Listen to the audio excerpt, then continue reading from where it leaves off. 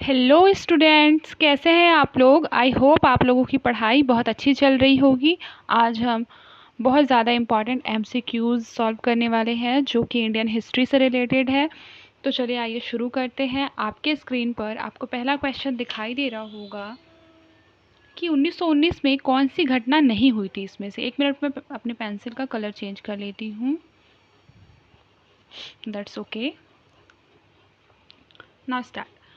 ठीक है, 1919 में कौन सी घटना बोल रहा है नहीं हुई थी, तो ये इसमें रोलेट एक्ट 1919 में हुई थी। जालियांवाला बाग हत्याकांड जो है 1919 में हुई थी। मॉन्टफोर्ड जो है वो 1919 में हुई थी। हमारा चंपारण सत्याग्रह क्या थी, 1919 में नहीं हुई थी। ये कब हुई थी, ये हुई थी 1917 में। ठीक है, और आपको पता होगा कि महात्मा गांधी ने जब सत्याग्रह में भाग लिया तो ये उनका प्रथम सत्याग्रह था, चंपारण सत्याग्रह। ठीक है, फिर अगला क्वेश्चन देखते हैं।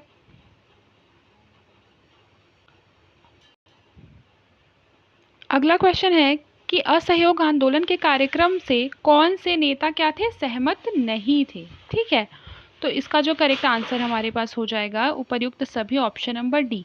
क्योंकि असहयोग आंदोलन जो हुआ था वो हमारा 1920 में हुआ था और उसमें ना तो जिन्ना सहमत थे, ना एनी बेसेंट सहमत थी और ना ही विपिन चंद्रपाल सहमत थे। ठीक है, तो इसका करेक्ट आंसर जो है वो हो जाएगा ऑल। फिर है राष्ट्रीय योजना समिति जो कि 1938 में बनाई गई थी, उसके अध्यक्ष कौन थे। तो राष्ट्रीय योजना समिति के जो अध्यक्ष थे वो थे जवाहरलाल नेहरू। ठीक है, फिर जिन्ना को सर्वप्रथम कायदे आजम किसने कहा था। तो जिन्ना को सर्वप्रथम कायदे आजम किसने कहा था, महात्मा गांधी ने, ऑप्शन नंबर सी।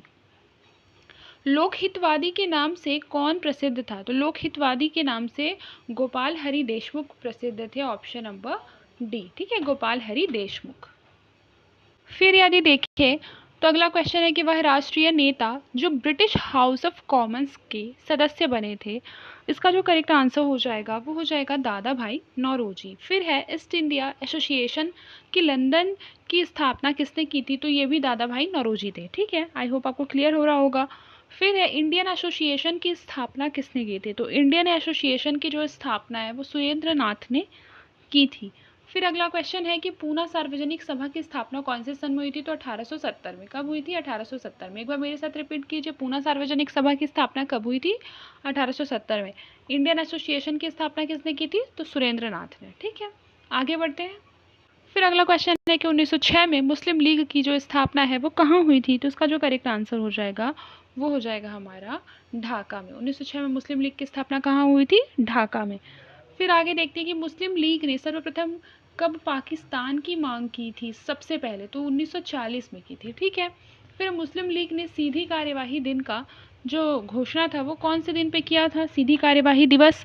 तो इसका जो करेक्ट आंसर हो जाएगा 16 अगस्त 1946 में किया था मुस्लिम लीग ने सीधी कार्यवाही दिवस। ठीक है, फिर है कि भारत की प्रथम ट्रेड यूनियन कौन सी थी। तो इसका जो करेक्ट आंसर हो जाएगा ये हमारा हो जाएगा मद्रास लेबर यूनियन जो थी वो भारत की प्रथम ट्रेड यूनियन थी। ठीक है, फिर उसके बाद है 1918 में वीपी वाडिया द्वारा स्थापित श्रमिक संगठन कौन सा था। तो इसका जो करेक्ट आंसर हो जाएगा ये हमारा हो जाएगा ऑप्शन नंबर ए, मद्रास लेबर यूनियन। फिर आप देख सकते हैं अखिल भारतीय ट्रेड यूनियन कांग्रेस की जो स्थापना है वो कब हुई थी। तो ये हमारा 1920 में हुई थी। फिर प्रसिद्ध पत्र बहिष्कृत भारत किसके द्वारा निकाला गया था। तो ये डॉक्टर अंबेडकर के द्वारा निकाला गया था। फिर नेशनल हेराल्ड नामक जो दैनिक पत्र था वो किसने निकाला था। तो नेशनल हेराल्ड जो है वो जवाहरलाल नेहरू ने निकाला था। फिर हमारा है नील दर्पण ग्रंथ जो है उसके लेखक कौन है, नील दर्पण के। तो ये थे हमारा दीनबंधु मित्र। ठीक है, आई होप आपको अच्छे से याद हुआ होगा। आगे बढ़ते हैं। फिर आपके सामने अगला क्वेश्चन है कि the bunch of old letters किसके पत्रों का संग्रह है। तो इसका करेक्ट आंसर हो जाएगा जवाहरलाल नेहरू। किसका है, the bunch of old letters. Okay, फिर है उदारवादियों के कार्यक्रमों में कौन सा कार्यक्रम शामिल नहीं था। तो इसका करेक्ट आंसर हमारा हो जाएगा ऑप्शन नंबर डी, स्वराज। ठीक है, फिर भारतीय राष्ट्रीय कांग्रेस की जो स्थापना है उससे पूर्व किस कारण से जातीय विवाद उत्पन्न हुआ था। तो उसका कारण था इल्बर्ट बिल विवाद, ऑप्शन नंबर ए। फिर उसके बाद अगला क्वेश्चन है कि निम्नलिखित में से कौन सा अंग्रेज इंडियन नेशनल कांग्रेस का जो है अध्यक्ष नहीं था। तो इसका करेक्ट आंसर हमारा हो जाएगा एओ ह्यूम। एओ ह्यूम जो थे वो अंग्रेज के क्या थे, मतलब वो अधिकारी थे जो कि अध्यक्ष नहीं रहे थे इंडियन नेशनल कांग्रेस का, बल्कि इन्होंने क्या किया था, इंडियन नेशनल कांग्रेस की स्थापना की थी। ठीक है, फिर उसके बाद है डॉक्टर अंबेडकर ने निम्न जातियों की स्थिति को बेहतर बनाने के लिए कौन सा मार्ग सुझाया था? तो इसका जो करेक्ट आंसर हो जाएगा वो हमारा हो जाएगा ऑप्शन नंबर डी, बौद्ध धर्म का ग्रहण।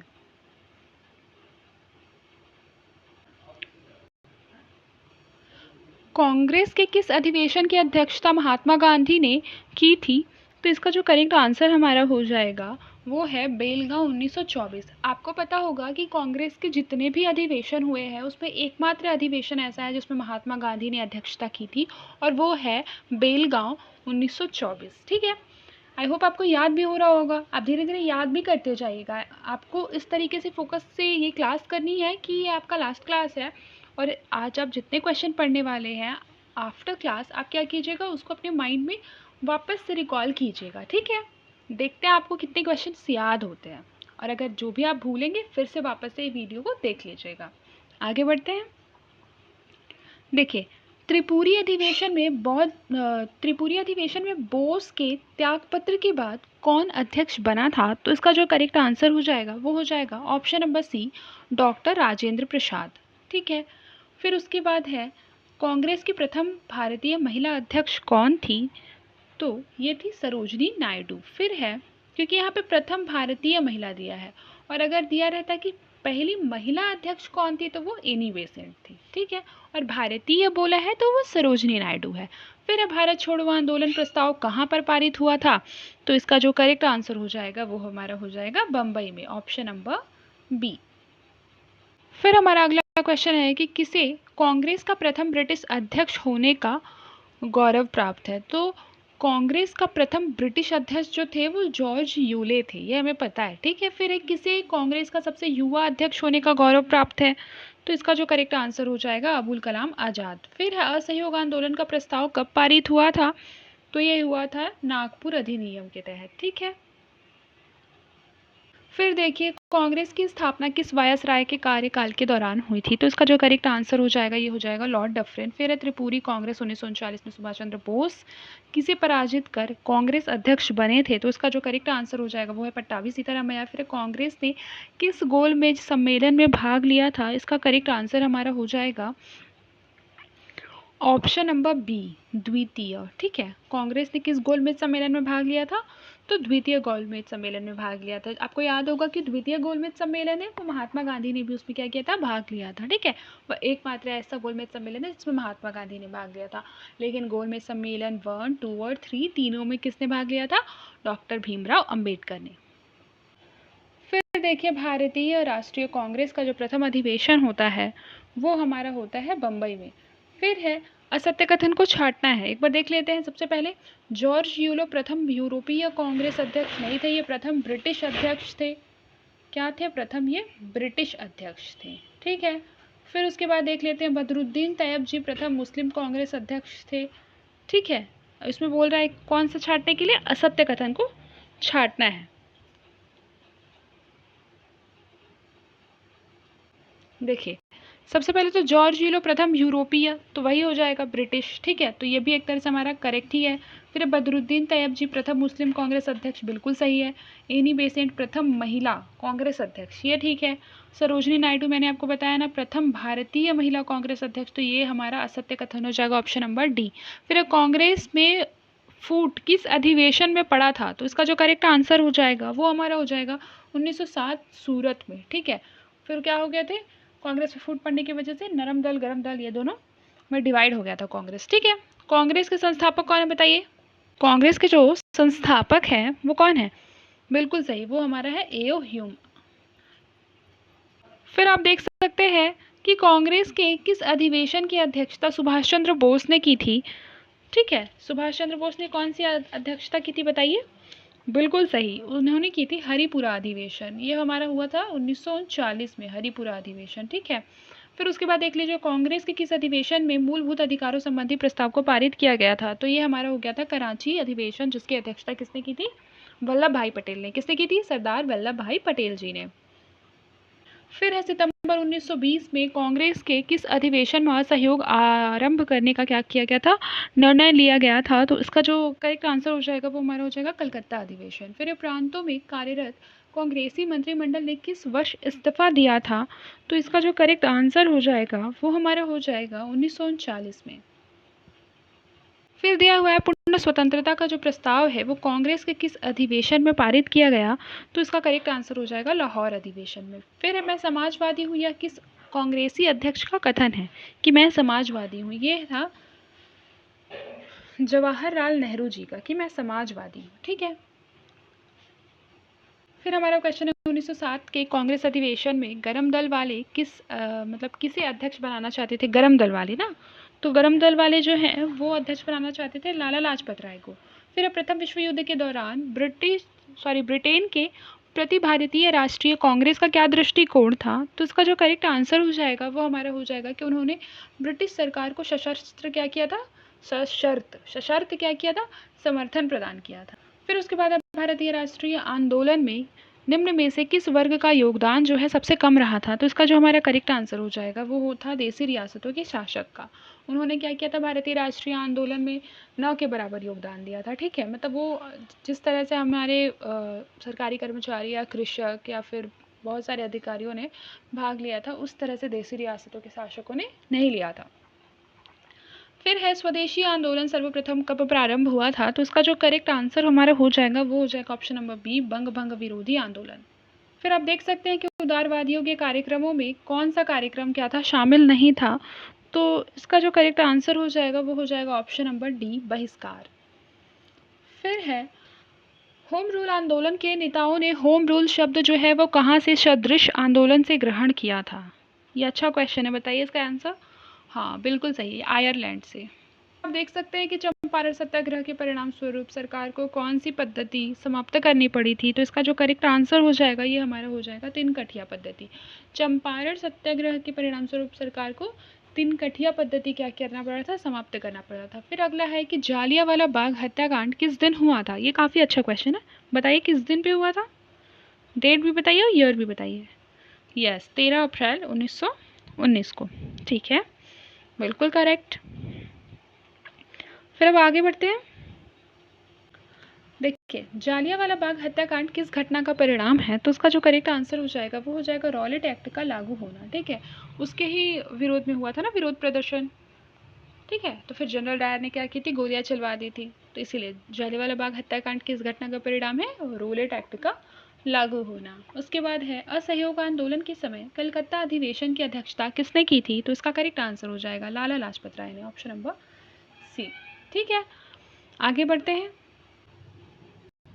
फिर अगला क्वेश्चन देखते हैं कि चौरा चौरी की जो घटना है वो कब हुई थी? तो उसका करेक्ट आंसर हो जाएगा 5 फरवरी 1922 को, ऑप्शन नंबर बी। फिर कौन असहयोग आंदोलन विरोधी सभा 1920 से संबंधित था? तो इसका जो करेक्ट आंसर हमारा हो जाएगा ये हो जाएगा कि पुरुषोत्तम दास ठाकुर, जमुना दास, द्वारका दास, के जहांगीर, फिरोज सेठना, यानी कि ऑप्शन नंबर डी ऑल जो हो जाएगा ये इसका करेक्ट आंसर हो जाएगा। हमारा अगला क्वेश्चन है कि मेरे शरीर पर पड़ी एक एक लाठी की चोट ब्रिटिश साम्राज्य के ताबूत की एक एक कील होगी, यह किसका कथन है? बताइए। बिल्कुल करेक्ट, ये कथन है लाला लाजपत राय का, ऑप्शन नंबर बी। फिर किस अंग्रेज अधिकारी की चुनौती पर नेहरू रिपोर्ट तैयार किया गया था? तो इसका जो करेक्ट आंसर है ये हमारा है बर्केन हेड। फिर अगला क्वेश्चन है पूर्ण स्वतंत्रता का प्रस्ताव नेहरू ने 1929 में किस अधिनियम में पारित किया था? तो इसका जो करेक्ट आंसर हो जाएगा ये हमारा हो जाएगा लाहौर, ऑप्शन नंबर ए।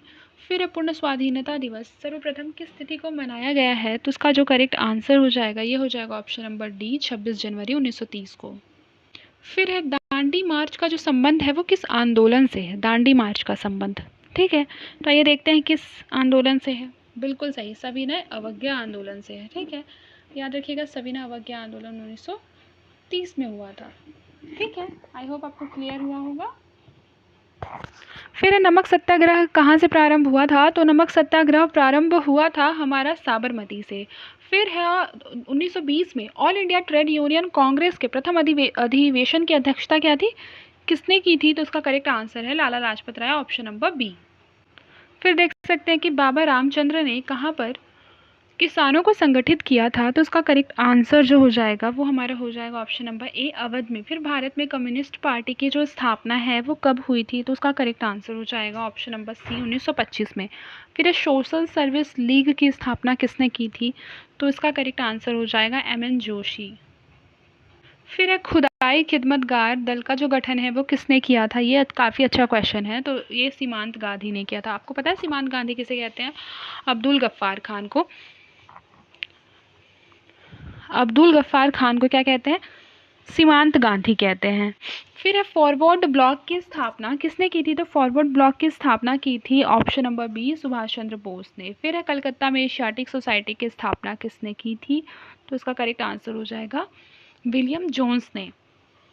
फिर देख लीजिए अगला क्वेश्चन है, स्वराज दल का मुख्य उद्देश्य क्या था, तो इसका करेक्ट आंसर हो जाएगा ऑप्शन नंबर बी, विधायिका के कार्य में बाधा उत्पन्न करना। फिर है यूनियनिस्ट पार्टी का प्रभाव क्षेत्र था, तो इसका करेक्ट आंसर है पंजाब। फिर है निम्न में से कौन न्याय आंदोलन से संबंधित थे, इसका करेक्ट आंसर हो जाएगा option number A, Ramaswamy Naicker Periyar. फिर है दलितों के उत्थान आंदोलन से संबंधित नहीं थे, तो इसका करेक्ट आंसर हो जाएगा मोतीलाल नेहरू। फिर देखिए कालक्रमेण निम्न में किस गवर्नर जनरल का कार्यकाल सबसे अंत में आता है, तो इसका करेक्ट आंसर जो हो जाएगा हमारा वो हो जाएगा ऑप्शन नंबर डी, डफरिन। ठीक है, लॉर्ड डफरिन। फिर उसके बाद कालक्रम से रखना है इसको, ठीक है। सबसे पहले कौन आया, फिर उसके बाद कौन, फिर उसके बाद कौन, ठीक है। तो आइए मैच कर लेते हैं। सबसे पहले तो हमारा था स्वदेशी आंदोलन, स्वदेशी आंदोलन के बाद हमारा था मार्ले मिंटो, मार्ले मिंटो के बाद होम रूल, होम रूल के बाद असहयोग आंदोलन, ठीक है। तो उसका जो करेक्ट आंसर हो जाएगा ऑप्शन नंबर ए हो जाएगा।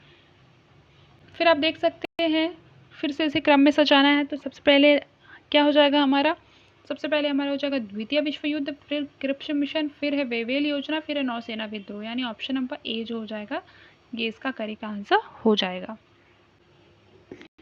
सबसे पहले तो देख लीजिए इसका जो टाइम पीरियड क्या था, ठीक है। तो ये हमारा 1939 में शुरू हुआ था द्वितीय विश्व युद्ध। क्रिप्स मिशन हमें पता है 1942 में हुआ था। फिर हमारा वेवेल योजना ये हमारा हुआ था 1945 में, ठीक है। और नौसेना विद्रोह ये हमारा हुआ था 1946 में, सॉरी। इस तरह से करेक्ट आंसर हमारा हो जाएगा ऑप्शन नंबर सी। फिर आप अगला क्वेश्चन देख सकते हैं जिसमें है क्रिप्स मिशन का आगमन, भारत छोड़ो आंदोलन का प्रस्ताव, लीग द्वारा पाकिस्तान का प्रस्ताव और शिमला समझौता।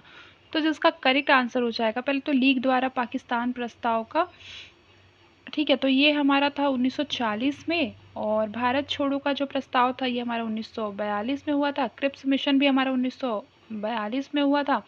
लेकिन याद रखिएगा कि सबसे पहले हमारा क्रिप्स मिशन हुआ था, फिर भारत छोड़ो हुआ था, ठीक है। डेट्स अलग हैं दोनों की। फिर शिमला समझौता तो मैंने बताया ये हुआ था 1944-45 में। कब हुआ था? 1944-45 के समथिंग, ठीक है। इस तरह से जो हमारा करेक्ट आंसर हो जाएगा,